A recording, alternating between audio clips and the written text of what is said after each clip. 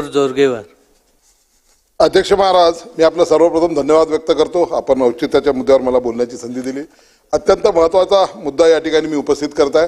अध्यक्ष महाराज, चंद्रपूर जिल्हा मध्यवर्ती सहकारी बँकेच्या नोकर भरतीची जाहिरात निघाली।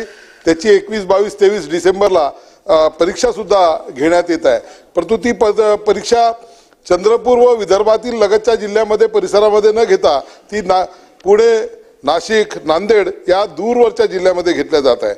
लिपिक पदासाठी 261 आणि शिपाई पदासाठी 97 अशा 358 जागांसाठीची ही या ठिकाणी परीक्षा घेतल्या जाणार आहे।